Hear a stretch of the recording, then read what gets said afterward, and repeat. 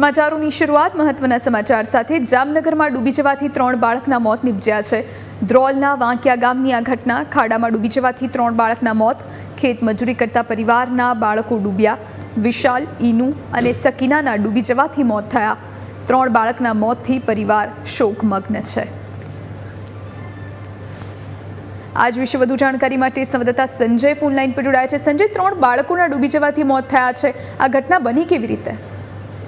જી જોઈ ચોક્કસથી જે પ્રકારે ધ્રોલનું જે વાંકિયા ગામ છે, જે વાંકિયા ગામમાં સીમમાં જે વાડી વિસ્તારમાં રહેતા ખેત મજૂર પરિવાર છે, તે પરિવાર જે બાળકો છે તે વરસાદના પાણી ભરેલા ખાડામાં રમતા રમતા ડૂબી ગયા હતા। ત્યારબાદ જે ત્રણેય છે તે ત્રણેયનું કમકમાટી ભર્યું મોત નીપજ્યું છે। ત્યારે સમગ્ર ઘટનાને લઈને પંથકમાં શોકમાં જે છવાયો છે। સાથે જ ત્રણેય બાળકોને લઈને ધ્રોલ જે સરકારી હોસ્પિટલ છે ત્યાં ગ્રામજનો પહોંચ્યા હતા અને ત્યાં પોસ્ટમોર્ટમ સહિતની જે કામગીરી છે તે હાલ ચાલી રહી છે।